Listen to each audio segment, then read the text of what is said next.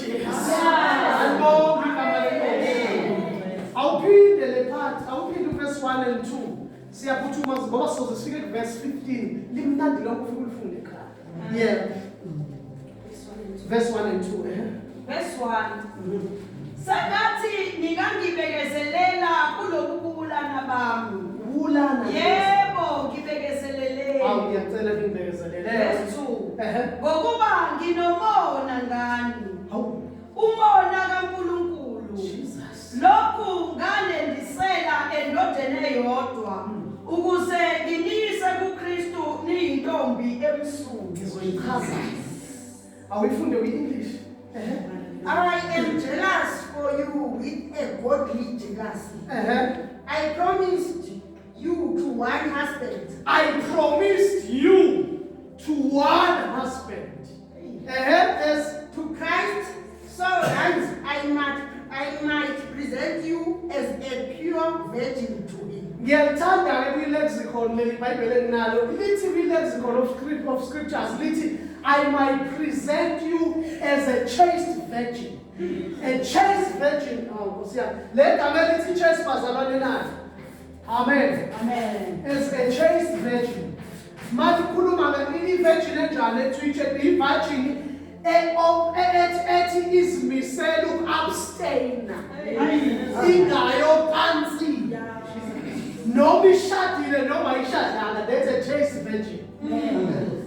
Ngoba kahle kulento ekuthiwa i-sexual intercourse kuba nemimoya engenayo. Amen. Akithi uma uyoshada usuke uyokhonza. So uthi uPaul la bengifisa ukupresenta njenge-chaste virgin. Abantu asebe-abstainile mama.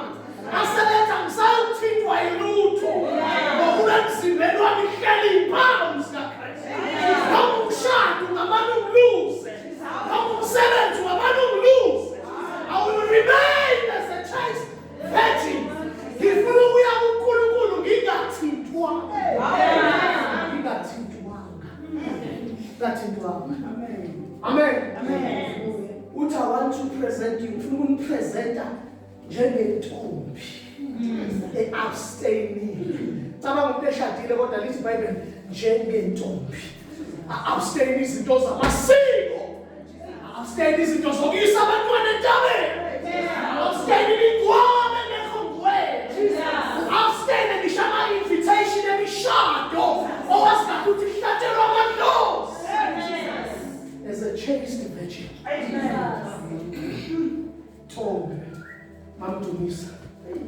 Usike sithi yabona kushoniwe ekhaya ukuthi ngizoba lenkonzo. Hayi ukushona umuntu kwakho nje.